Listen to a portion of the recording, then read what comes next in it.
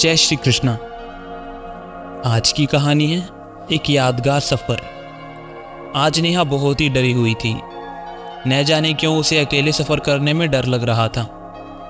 आज तक वो पापा, मम्मी और भाई के साथ ही सफ़र करते आई थी, लेकिन उसे क्या पता था कि एक दिन ऐसा भी आएगा जब पूरे एक दिन का सफ़र उसे अकेले ही करना पड़ेगा। जल्दी जल्दी उसने अपना सामान पैक किया और रेलवे स्टेशन की ओर निकल पड़ी।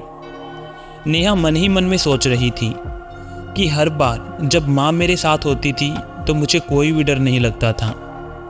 आज पहली बार अकेले सफ़र करने पर न जाने मुझे क्यों अजीब लग रहा है। आखिर मैं ट्रेन में अकेली तो नहीं। नेहा मन में विचार कर ही रही थी कि उसके बगल में आकर एक बुजुर्ग दंपति बैठ जाते हैं और वो महिला नेहा से पूछती है, कहाँ जा रही हो बेटा? वो भी अकेले अकेले, तुम्हारे मम्मी पापा नज़र नहीं आ रहे। नेहा को वो बात याद आ जाती है जो मम्मी ने बचपन में उसे बताई थी कि कभी भी अकेले में किसी अजनबी से बातें नहीं करना, क्योंकि कभी कभी किसी अजनबी से बात करना खतरनाक हो सकता है।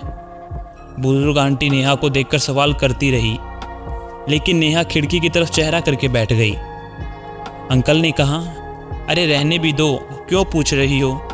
आजकल के बच्चे हम बुजुर्गों को नहीं समझ सकते। अरे वो ज़माना तो और था जब हमारी इज्जत हुआ करती थी।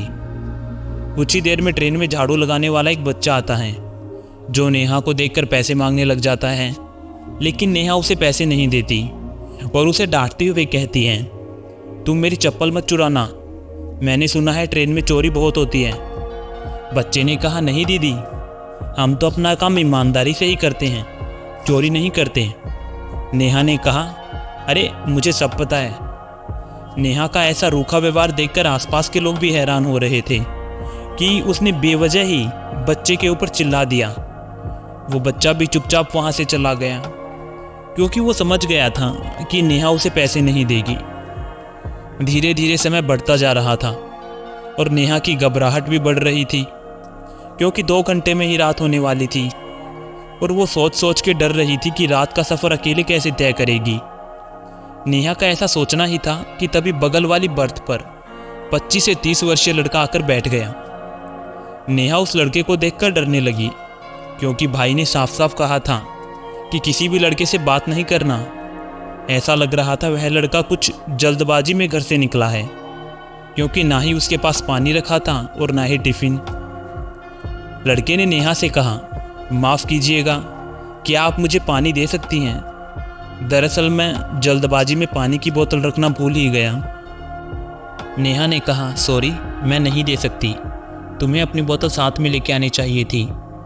थोड़ी ही देर में पानी की बोतल बेचने वाला कोई आए तो तुम मुझसे ले लेना।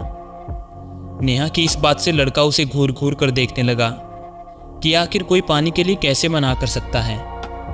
ये सब वो बुजुर्ग दंपति भी देख रहे थे।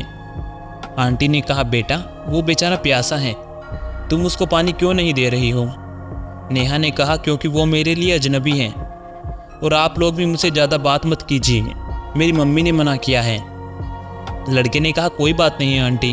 आंटी को उस लड़के पर दया आ जाती है, क्योंकि उसे बार बार खांसी आ रही थी और आंटी ही अपना थोड़ा सा पानी उस लड़के को दे देती हैं।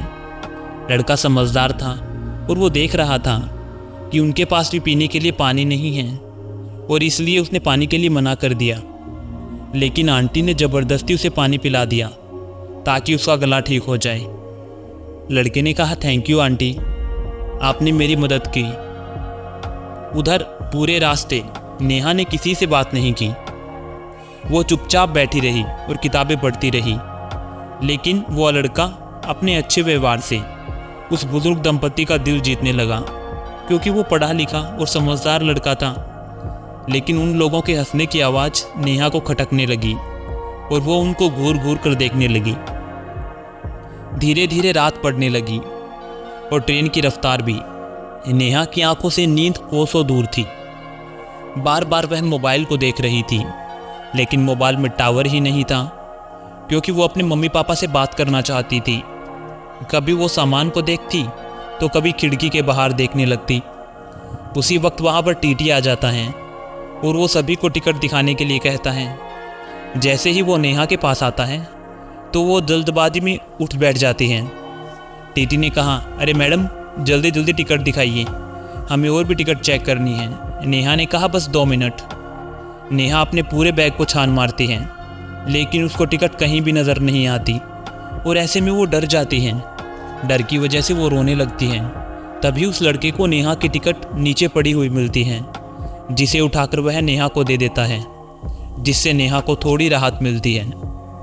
टीटी के जाने के बाद नेहा फिर से ही लेट जाती है और अब उसे नींद आ जाती है। सुबह करीब 4 बजे उसकी नींद खुलती है और उसी समय उसे एहसास होता है कि उसके पास रखा हुआ उसका बैग गायब है। अब तो उसे कुछ भी समझ में नहीं आता कि वो क्या करे। उसे परेशान देखकर बुजुर्ग आंटी पूछती हैं। आंटी ने कहा, क्या बात है बेटा, तुम बहुत परेशान लग रही हो, सब ठीक तो है? अब नेहा क्या करती, वो रोते हुए आंटी को अपने बैग खो जाने की बात बताती हैं और वह लड़का भी उठ जाता है। नेहा पूरे डिब्बे में अपने सामान को खोजते रहती हैं और लोगों से सामान के बारे में पूछती हैं। नेहा की मदद बुजुर्ग आंटी अंकल भी करते हैं, जो अपने डिब्बे के अलावा दूसरे डिब्बे में भी जाकर उसके सामान की खोजबीन करने लगते हैं। लेकिन किसी को भी उसके सामान के बारे में पता नहीं होता। लड़का समझदार था और इसलिए वह फटाफट सामान गुम होने की कंप्लेन करता है और अगले स्टेशन पर नेहा को उसका सामान मिल जाता है। नेहा मन ही मन में सोच रही थी, मैं बहुत बुरी हूँ, इन लोगों ने मेरी कितनी मदद की और मैंने तो इनसे ठीक से बात भी नहीं की। आंटी ने कहा, अब तो खुश हो ना, तुम्हारा सामान मिल गया। एक बात याद रखना कि जब भी अकेले सफ़र करो तब सामान को जंजीर से बांध कर रखो। नेहा ने कहा, मुझे माफ़ कर दीजिए आंटी, मैंने आप लोगों के साथ अच्छा व्यवहार नहीं किया। भैया आप भी मुझे माफ़ करिए, रात को मैंने आपको पानी नहीं दिया। इस बात का एहसास मुझे अब हो रहा है कि हमें हमेशा दूसरों की मदद करनी चाहिए, ख़ास तौर से जब हम सफ़र कर रहे होते हैं तब। लड़के ने कहा, अरे कोई बात नहीं, वो पानी वाली बात तो मैं कब का भूल गया। अंकल ने कहा, देखो बेटा, यह बात तो सही है कि जब भी हम सफ़र करें तो किसी पर भी भरोसा नहीं करना चाहिए, क्योंकि ज़्यादातर चोरी ट्रेन में ही होती है। लेकिन हर इंसान बुरा नहीं होता। अब यह तुम्हारी समझदारी पर निर्भर करता है कि तुम किसी इंसान के बारे में कितनी जल्दी फैसला करती हो। नेहा ने कहा, जी हाँ अंकल, मुझसे गलती हो गई। आप लोग तो बहुत ही अच्छे हैं, आपकी मदद से ही मेरा सामान मुझको वापस मिला, वरना मुझे तो कुछ समझ में ही नहीं आ रहा था। आंटी ने कहा, अब बहुत हो गया रोना धोना, इसे खाकर तो देखो, इसे मैं खुद बना कर लाई हूँ। मैंने सफ़र के लिए थोड़ा नमकीन बना लिया था। अब तुम बच्चे मिल गए हो तो तुम भी इसे टेस्ट करके बताओ कि कैसा बना है।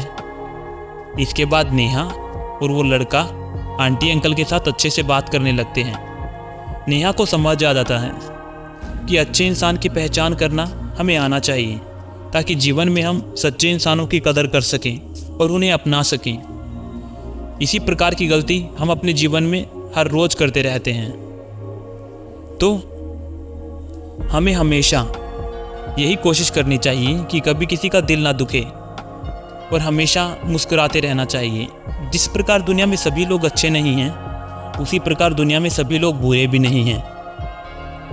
तो हमें अच्छे और बुरे इंसान की परख करना आना चाहिए।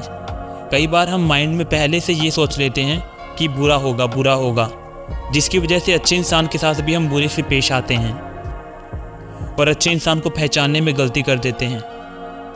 तो हमेशा जागरूक रहिए और अपनी सोच को सकारात्मक रखिए। तो आशा करता हूँ कि आपको कहानी पसंद आई होगी। राधे राधे।